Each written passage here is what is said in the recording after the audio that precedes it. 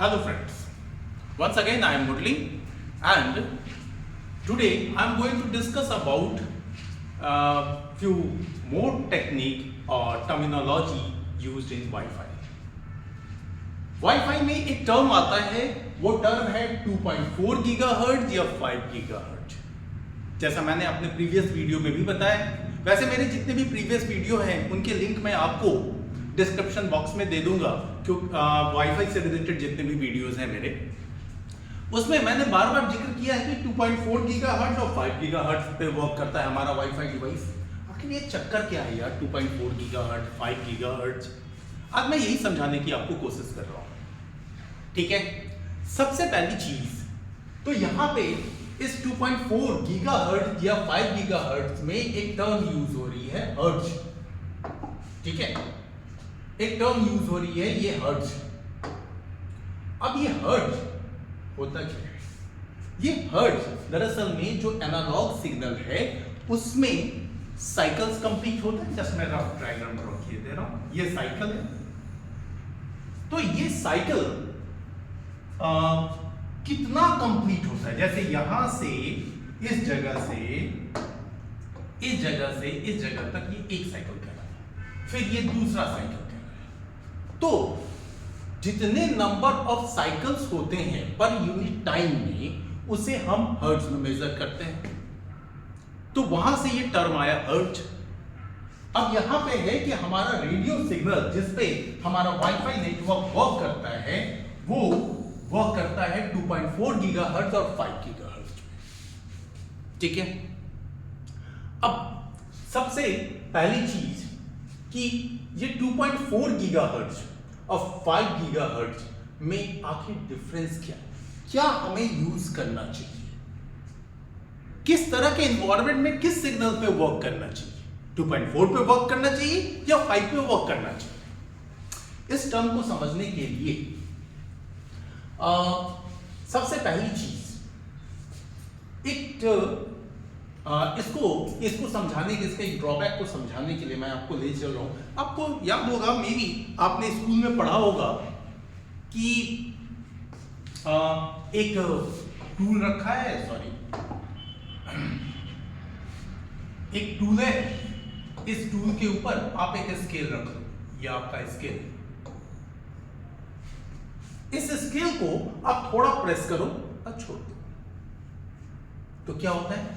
ये इस तरीके से करता है। तो नंबर ऑफ साइकिल, अगर आपने हल्का प्रेस करके छोड़ा, स्टील स्केल होना चाहिए, थोड़ा सा प्रेस करके छोड़ा है, तो वैसे केस में क्या होगा? कुछ साइकिल्स बनाएगा और फिर शांत पड़ जाएगा। नहीं, और साइकिल बनाना चाहिए, थोड़ा और जोर से प्रेस करो फिर छोड़ो, इस दफे ज्यादा साइकिल बनाएगा। थोड़ा और प्रेस करो, थोड़ा और साइकिल बनाएगा। अब आप सोच भी रहे होंगे, और प्रेस करवा दो सर, टूट ही जाएगा। बस प्रैक्टिकल के पॉइंट ऑफ व्यू से सोचिएगा, है ना। तो आप क्या देखते होंगे कि एक सर्टेन टाइम के बाद जब आप नंबर ऑफ साइकिल, यानी कि आपके स्केल का जो इस तरीके का है स्पीड, इस स्पीड को आप जितना ज्यादा बढ़ा देते, अगर आप बढ़ाते चले जाते हैं, कहने का मतलब, तो थोड़ी देर के बाद आपको एक भनभनाहट की आवाज भी आती है, साउंड होता है, ठीक है।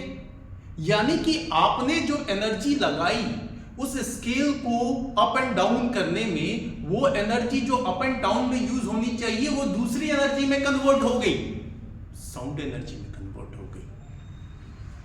यानी कि अगर आप बहुत ज्यादा साइकिल्स बनाते हैं, तो वैसे केस में यहां पे एक पॉइंट आता है कि बहुत ज्यादा साइकिल बनेंगे तो आपका सिग्नल ज्यादा ट्रेवल नहीं कर पाएगा। तो अगर, अब मैं आ रहा हूं अपने पॉइंट पे वापस, अगर हम 2.4 गीगाहर्ट्ज सिग्नल को यूज कर रहे हैं, तो ऑब्वियस सी बात है नंबर ऑफ फ्रीक्वेंसीज इसमें कम है, नंबर ऑफ साइकिल्स इसमें कम है। तो जब नंबर ऑफ साइकिल्स कम होंगे तो ये लॉन्ग डिस्टेंस कवर करेगा। तो इस केस में इस 2.4 गीगाहर्ट्ज वाले फ्रीक्वेंसी को अगर आप यूज करते हैं अपने वाईफाई नेटवर्क में, तो ये क्या करेगा? ये लॉन्ग डिस्टेंस कवर करेगा।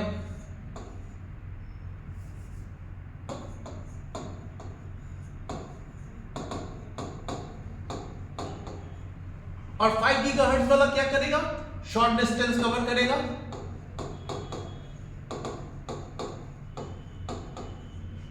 फाइन। तो फिर बात आती है, तो फिर क्यों यूज करेंगे 5 गीगाहर्ट्ज? 2.4 गीगाहर्ट्ज ही बढ़िया है। तो यहां पे फिर एक चक्कर आता है कि अगर नंबर ऑफ साइकिल्स कम होंगे तो डेटा ट्रांसमिशन कैपेसिटी भी कम हो जाएगी।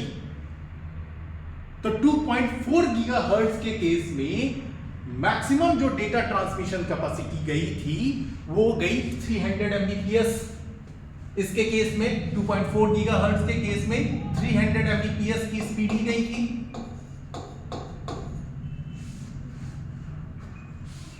तो अब अगर आप डेटा ट्रांसमिशन कैपेसिटी बढ़ाना चाहते हैं तो वैसे केस में आपको नंबर ऑफ साइकिल्स ज्यादा यूज करना पड़ेगा। अगर नंबर ऑफ साइकिल्स ज्यादा यूज करना है तो फिर फ्रीक्वेंसी चेंज करके आना पड़ेगा 5 गीगाहर्ट्ज पे। तो नो डाउट यहां पे स्पीड जो है अभी हम लोग 10 जीबीपीएस स्पीड की बात कर रहे हैं। अभी थोड़ा रेडिकुलस सा लग रहा हो, ये क्या बोलती है 10 जीबीपीएस? अभी तो ऐसी टेक्निक आई नहीं। एक्चुअली ये स्टैंडर्डाइज हो गई है 2019 में ही। हाँ, मैं भी आ रहा हूं उसके बारे में डिस्कस करूंगा। बट कहां 300 एमबीपीएस और अगर हम 5 गीगाहर्ट्ज यूज करते हैं तो ऐसा। लेकिन चक्कर क्या है, इस पहले पॉइंट को ध्यान में रखिएगा। इस केस में आप लॉन्ग डिस्टेंस कवर करेंगे और इस केस में शॉर्ट डिस्टेंस। ठीक है, क्योंकि सिग्नल जितना ज्यादा आपका फ्रीक्वेंसी बढ़ता रहेगा सिग्नल वीक हो जाएगा। अब ऐसे केस में अगर आप 2.4 गीगाहर्ट्ज पे वर्क कर रहे हैं किसी भी इंफ्रास्ट्रक्चर में, तो आप दूर भी बैठ करके अपने वाईफाई नेटवर्क को एंजॉय करेंगे। लेकिन 5 गीगाहर्ट्ज के केस में आपको अपने वाईफाई डिवाइस के आजू बाजू ही रहना पड़ेगा। पास में रहो यार, नहीं तो सिग्नल वीक हो जाएगा। ठीक है। अब नेक्स्ट आता है कि ये जो 2.4 या 5 गीगाहर्ट्ज फ्रीक्वेंसी पे है, तो इसमें IEEE ने अलग अलग अपने स्टैंडर्ड दिए। जैसे मैंने पहले भी बताया है आपको कि IEEE ने वायरलेस नेटवर्क को अपने 802.11 मॉडल में स्टैंडर्डाइज किया। लेकिन इस 11 में भी ढेर सारे मॉडल हैं। हाँ, जो मैं बात कर रहा हूं 802.11 की, इस 11 में अलग अलग है। A है, B है, G है, N है ना। उसके अलावा एक अब जो नई डेवलप हो रही है वो है AC, AX, ये नई टर्म आ गई, AC AX। आपका ये ABGN जो है, खासकर ये चीज अब ये यूज होती है 2.4 गीगाहर्ट्ज के केस में। ठीक है, मैं इसे हटा दूं तो कंफ्यूजिंग हो जाएगा। इसके केस में आपका IEEE का 802.11 या तो B यूज होता है या G यूज होता है या N यूज होता है। अब देखिएगा, आप कोई वाईफाई डिवाइस खरीदते हैं ना, उस डिवाइस के ऊपर में लिखा होता है कि B/G/N या फिर GN या फिर BN स्लैश देकर के। यानी कि इसका मतलब ये होता है कि ये B मॉडल को भी सपोर्ट करेगा, G को भी सपोर्ट करेगा, N को भी सपोर्ट करेगा। हो सकता है आपने पहले कोई डोंगल खरीदा हो जो कि B पे हो, फिर कोई खरीदा जो G पे था, कुछ ऐसे हैं जो BG पे है, कुछ मतलब अलग अलग। तो ये आप अगर इस तरह का वाईफाई डिवाइस खरीदते हैं, अपना एक्सेस पॉइंट खरीदते हैं, तो ये तीनों तरह के डिवाइस जो आपके पास हो, आपके घर में, ऑफिस में, वो सारे सपोर्टेड होंगे। लेकिन अगर आपको 5 गीगाहर्ट्ज पे वर्क करना है, ज्यादा डेटा कैरी कराना है, 10 जीबीपीएस की स्पीड लानी है नेटवर्क में, तो ऐसे केस में आपके पास में ऐसे सारे इक्विपमेंट होने चाहिए जो सपोर्ट करे 802.11 या तो AC को या AX को। अब यहां पे भी चक्कर है। अभी AC स्टैंडर्ड बन गया है, आ गया है मार्केट में, जम के लोग यूज कर रहे हैं। इसकी स्पीड जो है वो गई है 1.7 जीबीपीएस।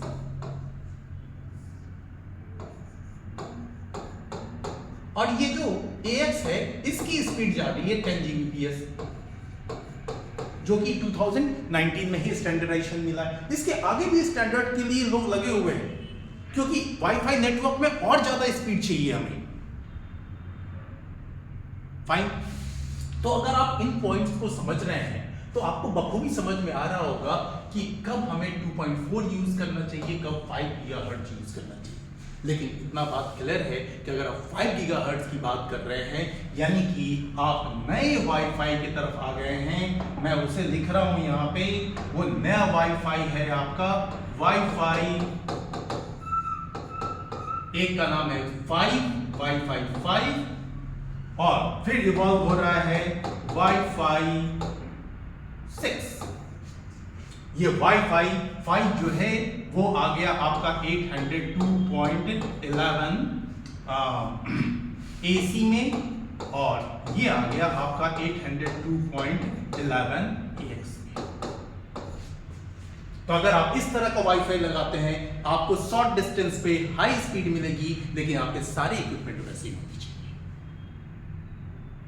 ये थी कुछ इंफॉर्मेशन आपको 2.4 और 5 गीगाहर्ट्ज सेटिंग के बारे में। आप अपने डिवाइस में से चेक करें, और प्लीज वाईफाई नेटवर्क को प्रॉपर्ली समझने के लिए मैं अपने डिस्क्रिप्शन बॉक्स में आपको वाईफाई से रिलेटेड पिछले मेरे जितने वीडियोस हैं उन सब के लिंक दूंगा। अगर आप सीक्वेंस में उन्हें देखेंगे तो रियली में आप वाईफाई नेटवर्क को समझ पाएंगे, एंजॉय कर पाएंगे, और आप ट्रबल शूट भी कर पाएंगे। Thank you very much.